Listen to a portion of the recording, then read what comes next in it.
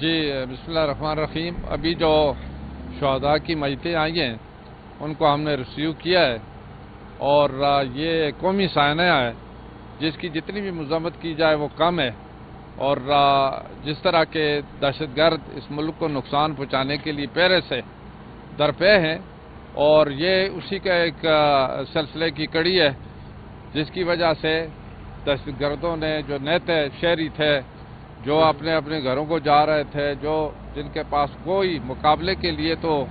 نہ ہتھیار تھے نہ کچھ تھے، نہ ان کو پتہ تھا، ان پر حملہ کر کے بزدلانہ کارروائی کر کے ان کو شہید کیا گیا ہے، جس کی جتنی بھی مذمت کی جائے کم ہے. اور اس سلسلے میں ہماری جو گورنمنٹ ہے، میں وزیر اعظم صاحب کی طرف سے اور گورنمنٹ کی طرف سے یہاں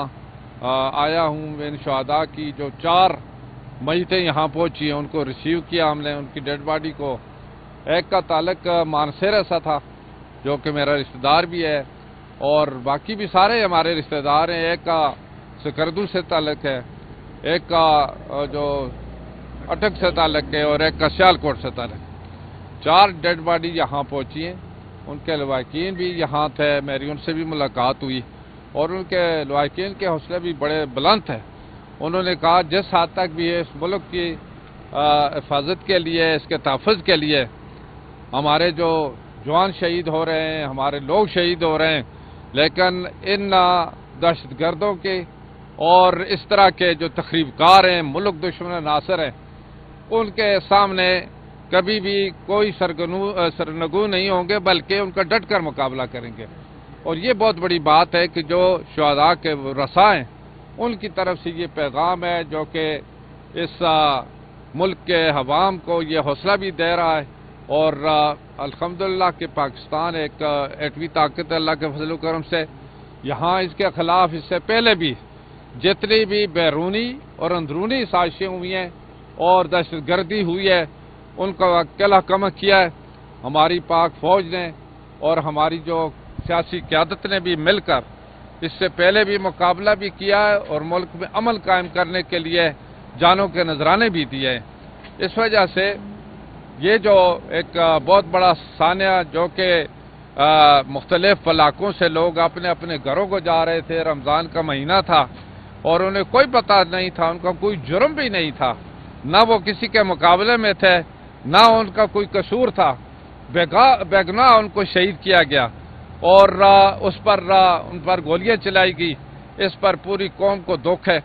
پورے حکومت کو اس پر افسوس ہے، اور اسی طریقے سے ہم اس غم میں سب شریک ہیں، اس افسوس میں سب شریک ہیں، اور سب اس کی پرزور مذمت کرتے ہیں. اور انشاءاللہ یہ عہد کرتے ہیں،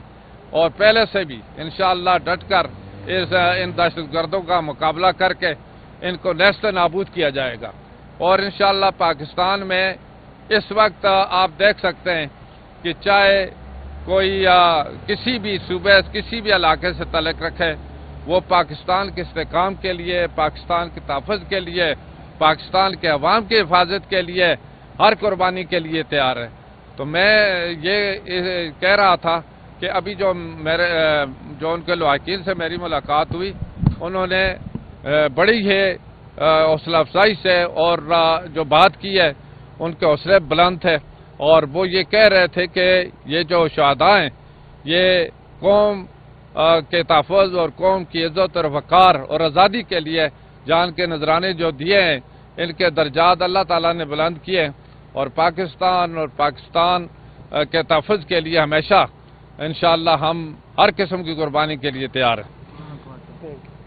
اور ابھی آپ نے سنا ہے کہ ٹانک میں ایک دہشت گردی کا واقعہ ہوا، اور ہماری جو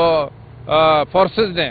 ان کا جو حملہ ناکام کر دیا، اور تقریباً 10 دہشت گرد میں نے سنا ہے وہ مارے گئے. اور یہاں پر بھی جو آپریشن ہوا آپ نے دیکھا کہ اس میں ہماری air force, army, air force اور SSG اور اسی طریقے سے فرنٹیئر کورس مل کر انہوں نے آپریشن کیا ہے، اور یعنی ان دہشت گردوں کو ان کو شکست بھی ہوئی، بلکہ ان کو جو وہاں پر جتنے بھی موجود تھے ان سب کو ختم کر دیا گیا اور اپنے جتنے وہاں کے یرغمالی تھے ان کو بازیاب بھی کرایا ہے۔ یہ ایک انہوں نے جو پہلے بھی اسی طریقے سے اپنے جو آپریشن کر کے ایک دفاع کا ثبوت دیا ہے خراج تحسین کے لائق ہے، اور انشاءاللہ اب بھی یہ ایک پوری قوم ان کے ساتھ بھی ہے۔ اپنے جو آرم فورسز ہیں، ہمارے جو افواج ہیں اور ان کے ذمہ سالار ہیں، اسی طریقے سے وزیر اعظم پاکستان اور ہماری حکومت بھرپور ان کا ساتھ دے رہی ہے، ان کو خراج تحسین بھی پیش کرتی ہے۔ Thank you thank you.